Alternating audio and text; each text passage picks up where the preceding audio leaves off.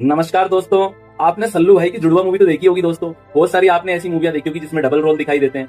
दोस्तों ये जो ट्विन्स होते हैं पैदा होते कैसे हैं आपको पता है? नर के अंदर यानी कि मेल में मेल गैमेट्स यानी कि मेल सेल स्पर्म बनती है, फीमेल में फीमेल सेल यानी कि फीमेल गैमेट ओवम बनता है। और जब ये दोनों सेल फ्यूज हो जाती है ना दोस्तों, तो जायगोट बनता है जो एक सेल स्टेज है।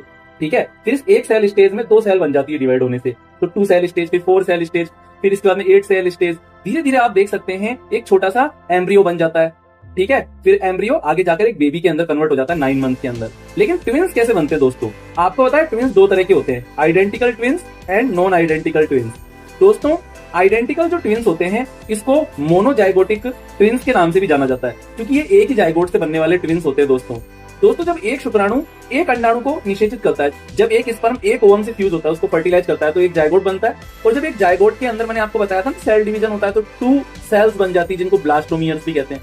जब ये ब्लास्टोमियर्स एक दूसरे से दूर हो जाए, मतलब एक जाइगोट के अंदर जो 2 ब्लास्टोमियर बनी है, जो 2 सेल बनी है, वो एक दूसरे से डिटैच हो जाए, अलग हो जाए, तो आगे जाकर वो जो 2 ब्लास्टोमियर है वो 2 जाइगोट के रूप में डेवलप होगी और आगे जाकर उनसे 2 बेबी का डेवलपमेंट हो जाएगा। आपको पता है दोस्तों, ये जो दोनों के दोनों बेबी है ये एक ही जाइगोट की 2 सेल के अलग हो जाने से बने हैं, इसलिए इनको हम आइडेंटिकल ट्विंस या मोनोजाइगोटिक ट्विंस के नाम से भी जानते हैं दोस्तों। आइडेंटिकल ट्विंस की विशेषताएं क्या होती है?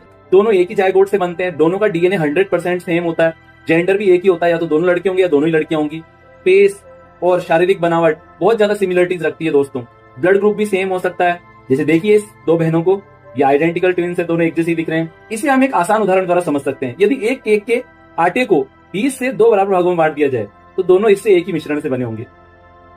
और जो दोस्तों दूसरे टाइप के जो ट्विंस होते हैं उनको बोलते हैं नॉन आइडेंटिकल ट्विंस, यानी कि डाइजाइगोटिक ट्विंस के नाम से भी जाना जाता है। जब 2 ओवम एक साथ रिलीज हो जाए ओवरी से और दोनों ओवम अलग अलग स्पर्म के द्वारा फर्टिलाइज हो जाए तो 2 जाइगोट बनेंगे दोस्तों, और दोनों जाइगोट का डेवलपमेंट अलग अलग होगा और बेबी भी अलग अलग बन जाएंगे।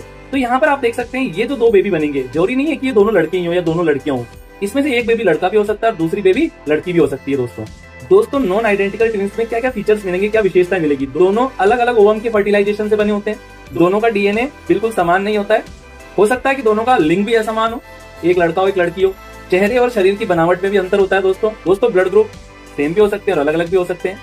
ये बिल्कुल उसी तरह से है दोस्तों कि जैसे एक पेड़ के अगर 2 अलग अलग बीजों को हम उगाएं तो 2 अलग अलग तरह के पौधे प्राप्त होंगे दोस्तों।